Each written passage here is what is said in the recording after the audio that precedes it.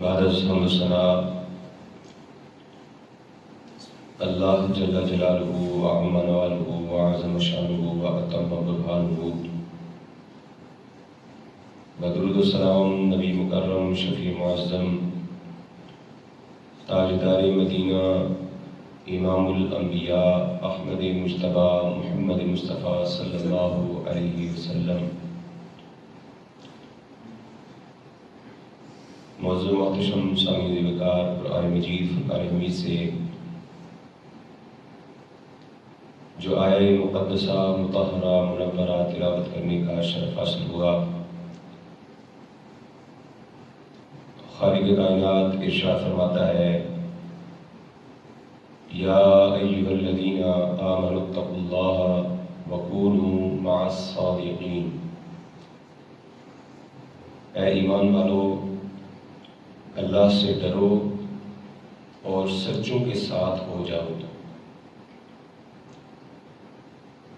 خالق کائنات نے اس آیہ مقدسہ کے اندر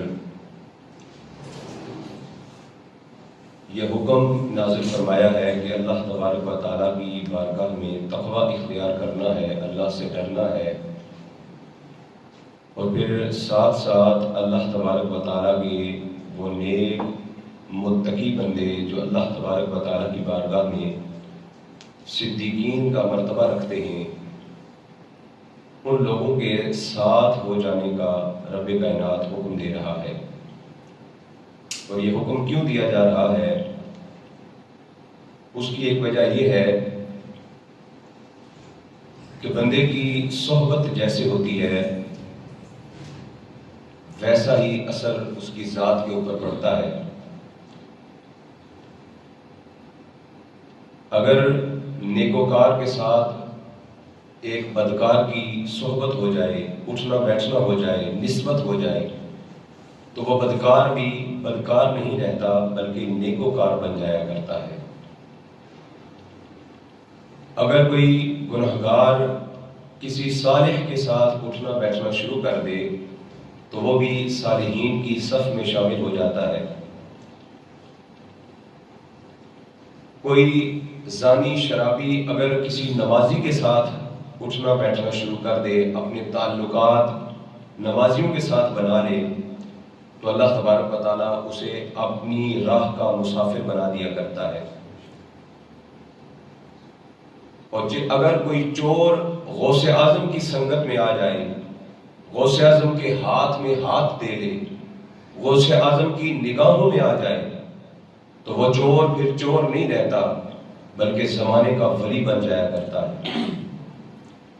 اللہ تبارک و تعالیٰ نے اس لیے ہمیں صحبت کا حکم دیا، اچھے اور نیک لوگوں کے ساتھ رہنے کا حکم دیا، ان کی سنگت اختیار کرنے کا حکم دیا کہ صحبت صالح ترا صالح کند، صحبت طالع ترا طالع کند، کہ اچھوں کی سنگت انسان کو اچھا بنا دیتی ہے اور بروں کی سنگت انسان کو برا بنا دیتی ہے۔ اس لیے خالق کائنات نے ارشاد فرمایا: کونوا مع الصادقین، سچوں کے ساتھ ہو جاؤ۔ اور اشرف علی تھانوی نے بھی یہاں تک کہہ دیا کہ من اراد ان یجلس مع اللہ فلیجلس مع اہل التصوف، جو یہ چاہتا ہو کہ وہ اللہ کے نیک بندوں کے ساتھ بیٹھنا چاہے اور اس کے دل کے اندر یہ ارادہ ہو، یہ خواہش ہو، یہ سوچ ہو، ان ارادہ ان یجلس مع اللہ، کہ میں اللہ کے ساتھ بیٹھوں، تو اسے چاہیے کہ وہ اہل تصوف اللہ کے ولیوں کی سنگت میں بیٹھا کرے، تو اس کو ایسا ہی ثواب ملے گا گویا وہ اللہ کے ساتھ بیٹھنے کی سعادت حاصل کر رہا ہے۔ اللہ کے ولیوں کی صحبت اتنا کمال رکھتی ہے، یک زمانہ صحبت با اولیاء بہتر از 100 سالہ عبادت بے ریا۔ علماء فرماتے ہیں ایک لمحہ اللہ کے ولی کی صحبت میں بیٹھنا 100 سالہ عبادت بے ریا سے بہتر ہے، افضل ہے کہ اگر کوئی بندہ ایک لمحے کے لیے کسی اللہ والے کے پاس بیٹھ جائے۔ اسی لیے ہم دیکھتے ہیں کہ اللہ تبارک و تعالیٰ جن لوگوں سے محبت کرتا ہے ان کو مراتب عطا کرتا ہے، تو آج بھی دنیا کے اندر ان کے جلوے نظر آتے ہیں۔ چاہے ان کو دنیا سے گئے ہوئے پردہ کیے ہوئے 1000 سال بھی گزر گیا ہو، وہ داتا علی حجویری رحمت اللہ تعالی علیہ جن کا عرس مبارک اب سجایا جا رہا ہے، 1000 سال سے زیادہ آپ کو عرصہ گزر چکا دنیا سے گزرے ہوئے، لیکن آج بھی ان کا مزار نور برسا رہا ہے اور دنیا وہاں پر جا رہی ہے۔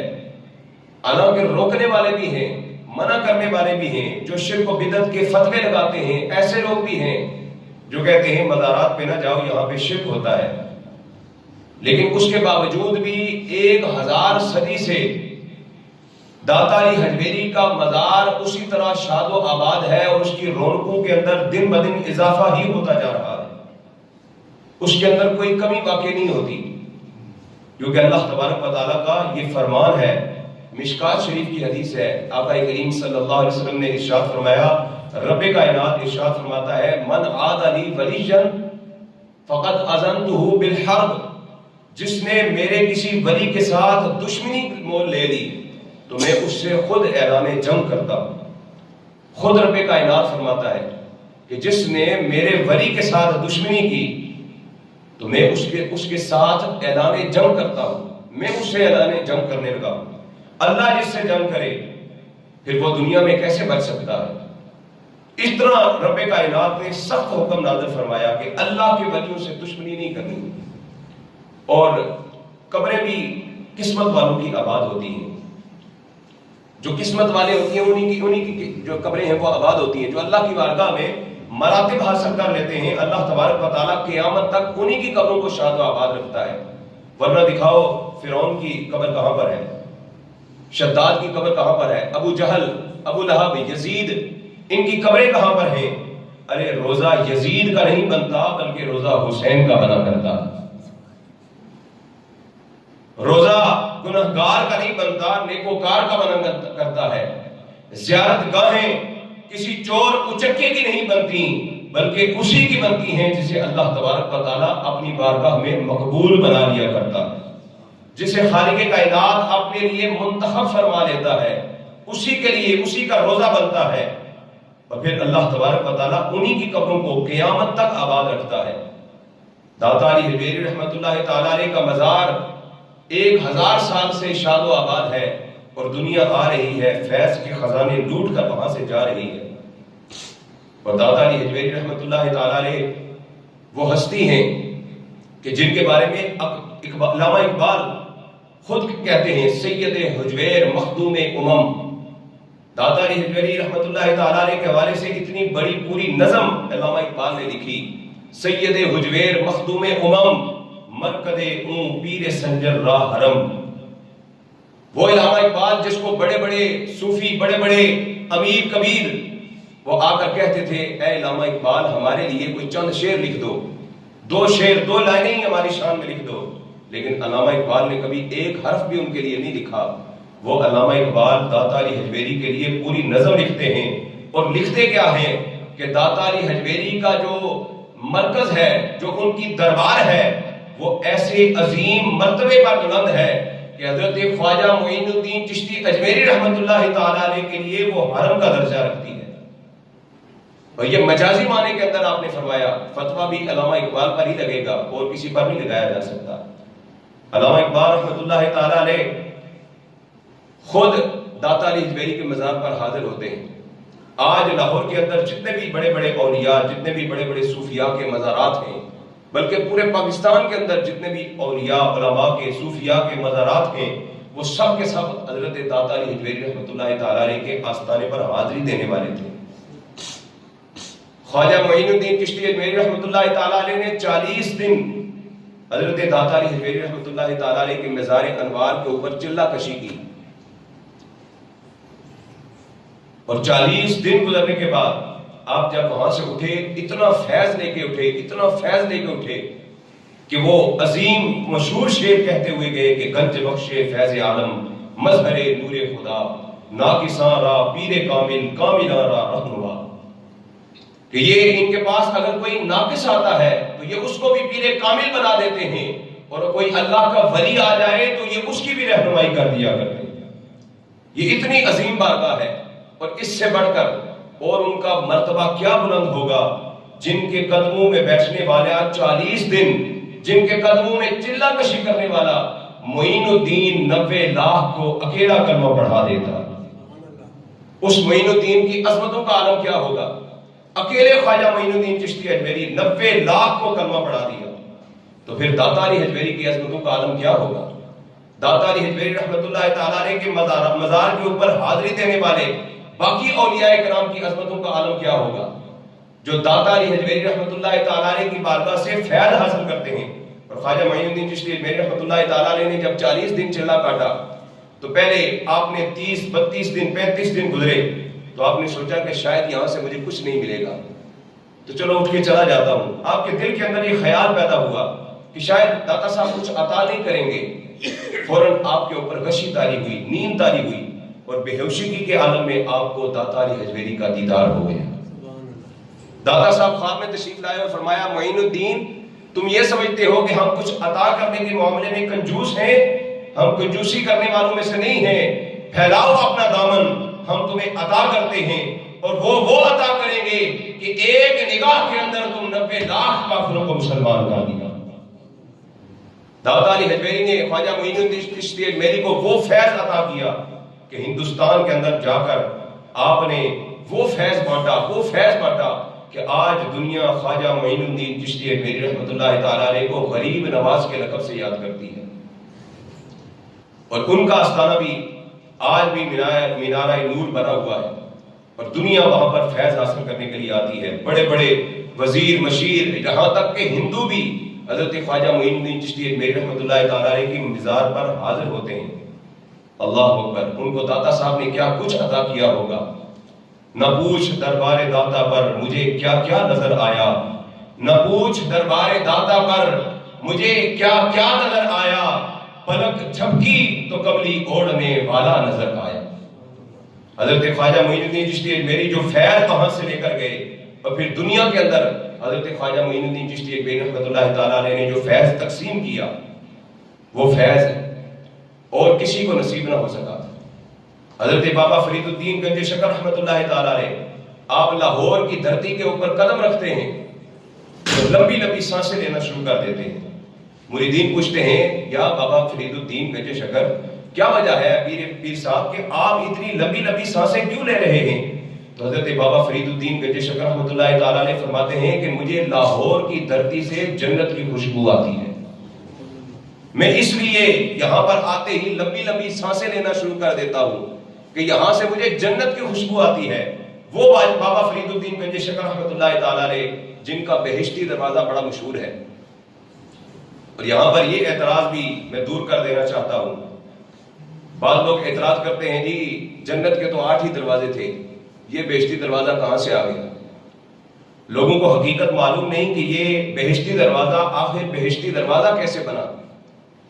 خواجہ نظام الدین اولیاء رحمۃ اللہ تعالیٰ علیہ آج جہاں پر یہ بہشتی دروازہ ہے وہاں سے آپ کا گزر ہوا تو آپ نے بلند آواز سے نعرہ تکبیر بلند کیا، اور نعرہ تکبیر بلند کر کے آپ اپنے احباب جو ان کے ساتھ تھے ان کو فرمانے لگے کہ ابھی ابھی یہاں پر حضور صلی اللہ علیہ وسلم اپنے 4 یاروں کے ساتھ یہاں پر تشریف لائے تھے، ابھی ابھی حضور اپنے خلفائے راشدین کے ساتھ یہاں پر تشریف لائے اور فرما گئے کہ جو یہاں سے گزرے گا وہ نجات پا جائے گا، جو یہاں سے گزرے گا وہ نجات پا جائے گا۔ یہ ایک اللہ کے ولی کی زبان سے نکلا ہوا جملہ ہے، اس لیے لوگ جوک در جوک وہاں پر جاتے ہیں، سال کے بعد وہ کھلتا ہے اور پھر لوگ اس دروازے سے گزرنے کے لیے رات دن انتظار کرتے ہیں۔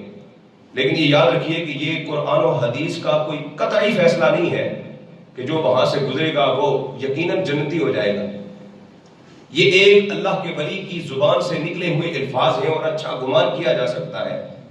لوگ بدگمانی کے اندر پڑ جاتے ہیں اور اس حد تک وہ محبت میں ڈوب کر وہ کہتے ہیں جی ہم تو بہشتی دروازے سے ہو کر آ گئے، اب ہمیں نمازیں روزے کرنے کی ضرورت ہی نہیں، اب ہم جنتی ہو گئے۔ اس حد تک وہ اپنے آپ کو اس قدر توہم پرستی کے اندر مبتلا کر دیتے ہیں۔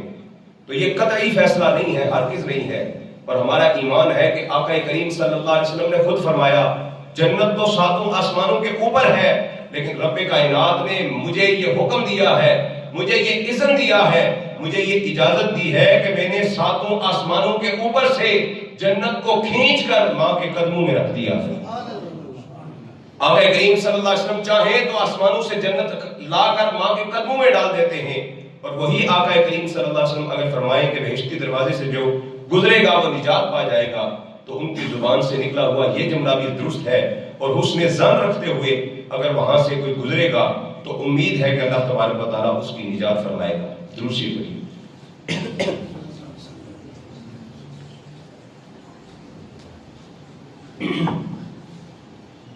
وہ بابا فرید الدین گنج شکر رحمۃ اللہ تعالیٰ علیہ جن کا اپنا بہشتی دروازہ مشہور ہے، وہ لاہور کی دھرتی پر قدم رکھتے ہیں تو لمبے لمبے سانس لیتے ہیں اور فرماتے ہیں کہ مجھے لاہور کی دھرتی سے، داتا علی حجویری کی اس دھرتی سے مجھے جنت کی خوشبوئیں آتی ہیں۔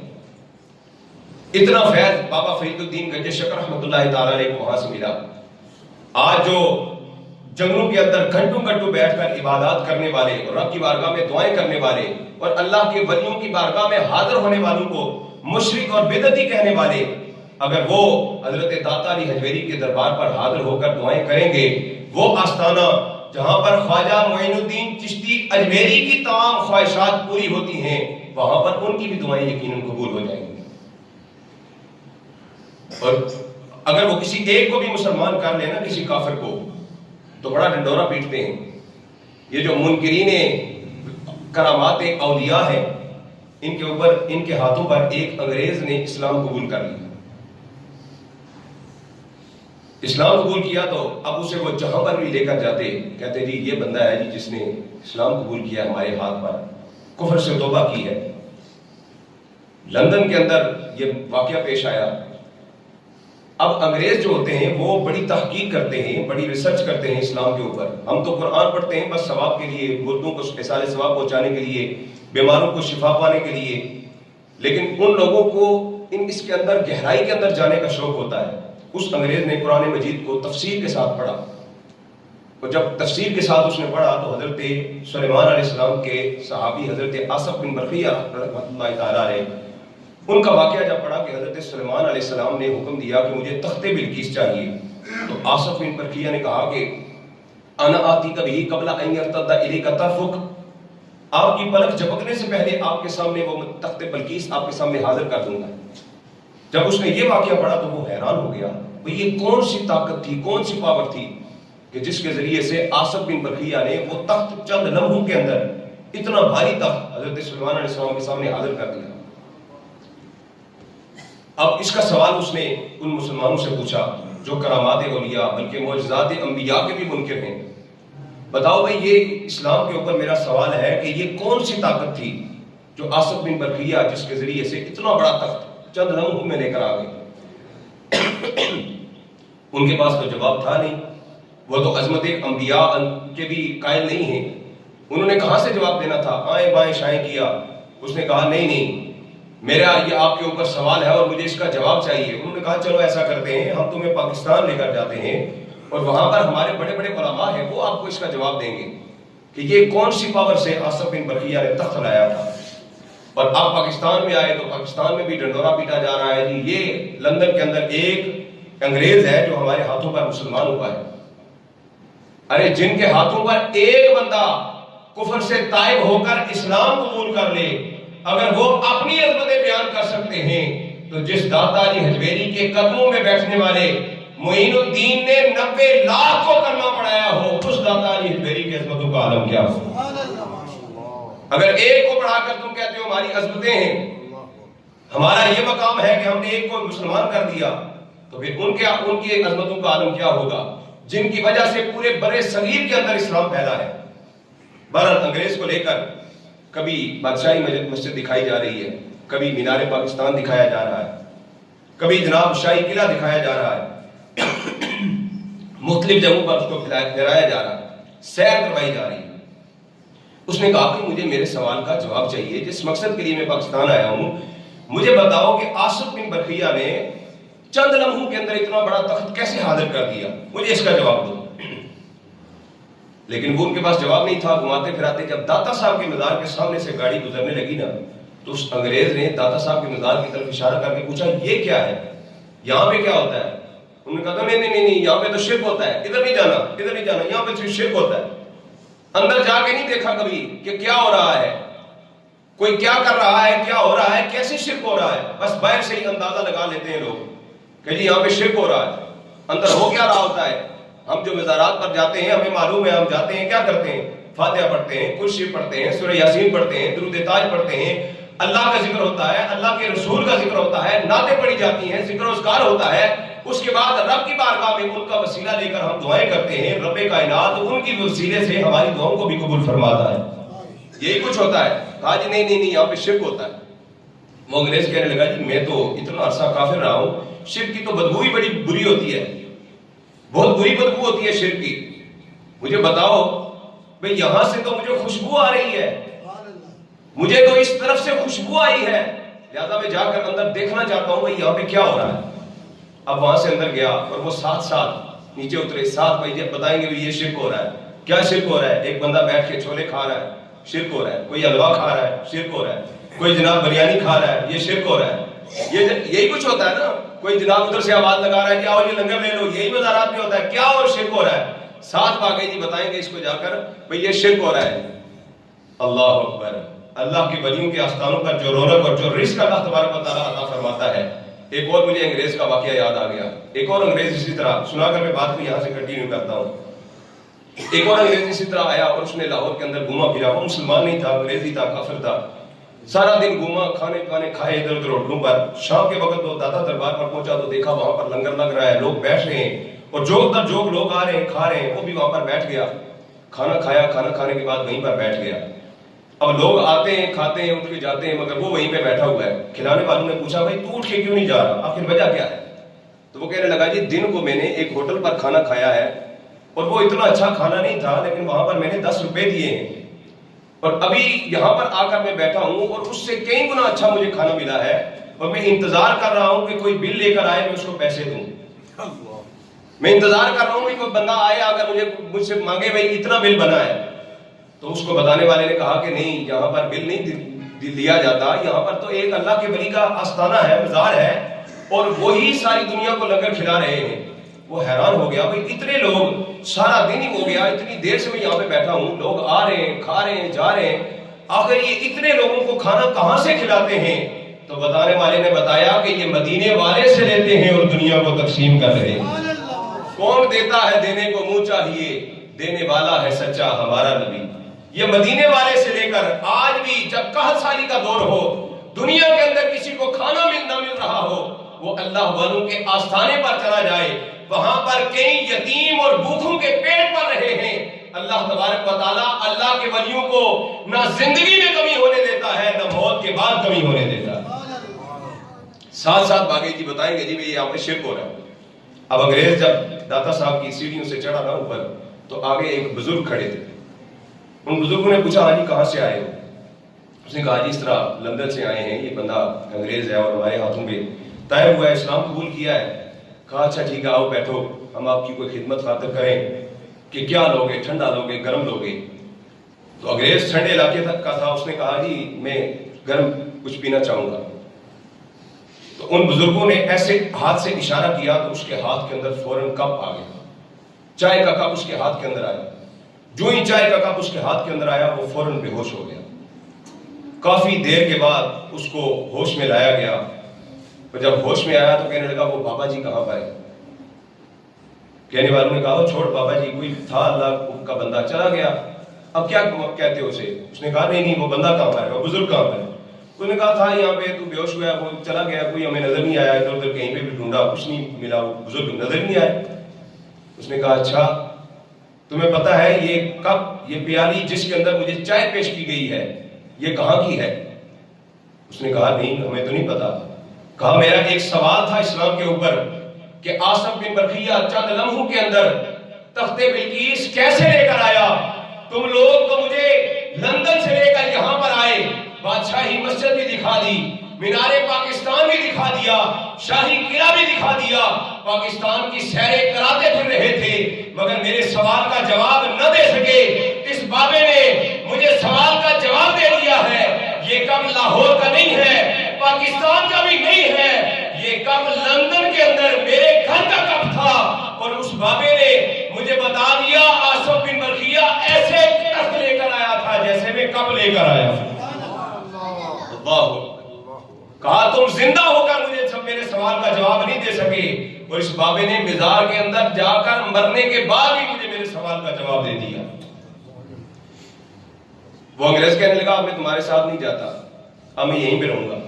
پھر وہ ساری زندگی وہیں پر رہا، اس نے وہاں پر جھاڑو دیا، اور آج بھی داتا علی حجویری رحمۃ اللہ تعالیٰ علیہ کے مزار کے قرب کے اندر ایک کھجور کے سائے کے اندر اس کی قبر آج بھی گواہی دے رہی ہے کہ کی محمد سے وفا تو نے تو ہم تیرے ہیں، یہ جہاں چیز ہے کیا لوح و قلم تیرے۔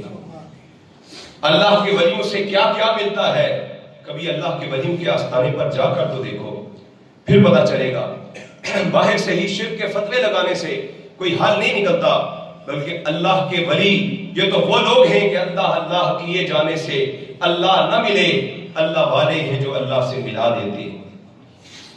اللہ تبارک و تعالیٰ کے اولیاء کے مزارات کے اوپر یہ جو ہجوم لگا ہوا ہے، کوئی رشتہ بھی نہیں ان سے کسی کا کوئی خونی رشتہ نہیں۔ ہمارے ہاں دیکھ لیں کہ اپنے دادے پردادے کی قبر کا بھی ہمیں معلوم نہیں ہوگا، 2-3 پیڑھیوں کے بعد ہمیں اپنے نام بھی بھول جاتے ہیں، لیکن داتا علی حجویری کو 10,000 سال 10 صدیاں گزر چکی ہیں، اور آج بھی داتا علی حجویری کے مزار کے اوپر رونقیں لگی ہوئی ہیں۔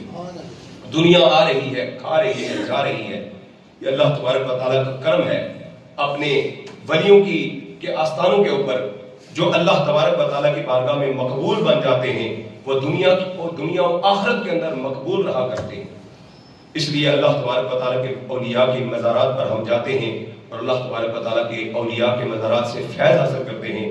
اللہ تبارک و تعالیٰ داتا علی حجویری رحمۃ اللہ تعالیٰ علیہ کے آستانے کو شاد و آباد رکھے، اور ہمیں اولیاء کی نسبت اور قرب حاصل کرتے ہوئے صراط مستقیم پر چلنے کی توفیق عطا فرمائے۔ آخر میں یاد کروں گا، کشمیر کے معاملے کے اندر بہت زیادہ خاموشی چھا چکی ہے، کوئی مثبت حل ہوتا ہوا ہمیں نظر نہیں آ رہا، کوئی مثبت قدم اٹھاتی ہوئی حکومت ہمیں نظر نہیں آ رہی، اور ہمارا حسن ظن یہ ہے کہ ممکن ہے کہ ہماری جو پاک فوج ہے وہ اندرون خانہ کچھ نہ کچھ کوششیں کاوشیں جو ہے وہ جاری رکھے ہوئے ہے۔ اللہ تبارک و تعالیٰ ہماری پاک فوج کو سلامتی عطا فرمائے، ان کی حفاظت فرمائے۔ لیکن میں یہی کہنا چاہوں گا کہ اگر یہی حال رہا ساقی تیرے میخانوں کا، ڈھیر لگ جائے گا ٹوٹے ہوئے میخانوں کا۔ کشمیر جل رہا ہے، اگر یہی حال رہا ساقی تیرے میخانوں کا، ڈھیر لگ جائے گا ٹوٹے ہوئے پیمانوں کا۔ اور قحط دنیا میں ہے اب ایسے مسلمانوں کا، قحط دنیا میں ہے اب ایسے مسلمانوں کا، زور جو توڑ دیا کرتے تھے طوفانوں کا۔ کوئی خالد ہے نہ طارق ہے نہ ابن قاسم، کوئی خالد ہے نہ طارق ہے نہ ابن قاسم، راستہ صاف ہے بڑھتے ہوئے شیطانوں کا۔ اور جس جگہ چاہو جہاں چاہو بہا دو اس کو، جس جگہ چاہو جہاں چاہو بہا دو اس کو۔ خون اس دور میں سستا ہے مسلمانوں کا، خون اس دور میں سستا ہے مسلمانوں کا۔ یہ حال ہے کشمیر کا کہ لاشوں کے ڈھیر پہ ڈھیر لگ رہے ہیں، مگر کسی کو کوئی فکر نہیں ہے، کیونکہ ہمارا خونی رشتہ نہیں ہے۔